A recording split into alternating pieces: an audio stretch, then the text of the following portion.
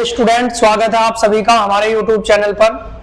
और स्टूडेंट, आप सबको पता है कि हमने NCERT 10th क्लास के मैथ की पहली एक्सरसाइज को कंप्लीट कर लिया है और आज हम जो है अपनी प्रश्नावली सेकंड यानी 2.1 से शुरुआत करेंगे, जिसमें हम पढ़ेंगे बहुपद। ठीक है स्टूडेंट, आज हम किसकी बात करेंगे? बहुपद की। सही है ना?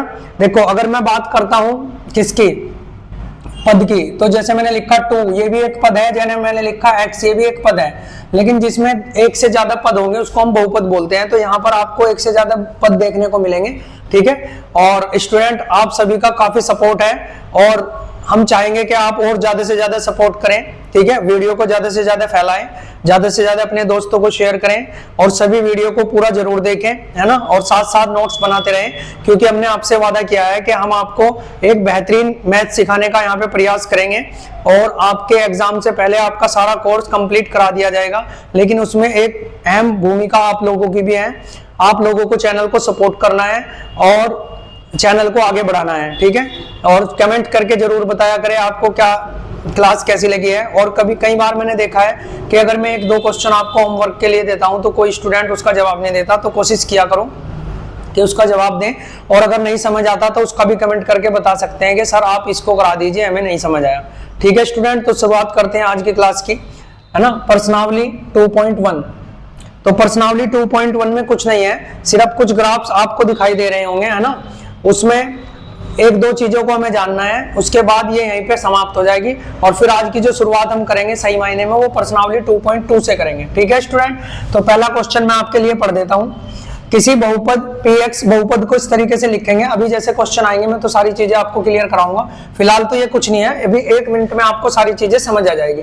के लिए y बराबर px का ग्राफ नीचे आकृति 2.10, है ना। ये बुक जो है शायद पुरानी है, इसमें 2.10 लिखा हुआ है, आपकी में कुछ और हो सकता है, लेकिन क्वेश्चन यही है में दिया गया है। और प्रत्येक स्थिति में, यानी ये स्थिति है, कितनी स्थिति है? 1, 2, 3, 4, 5 और 6 स्थिति यहाँ पे हमें दी गई है, 6 कंडीशन दी गई है। px के शून्य को की संख्या ज्ञात करनी है। px के शून्य को की ज्ञात करनी है हमें, क्या? संख्या।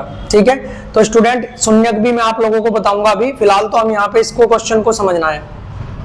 तो आप देखना, जब हम इस तरीके से ग्राफ खींचते हैं तो ये जो लाइन होती है हमारी ऐसे, है ना, इसको बोलते हैं हम एक्स एक्स। क्या बोलते हैं? एक्स अक्ष, है ना।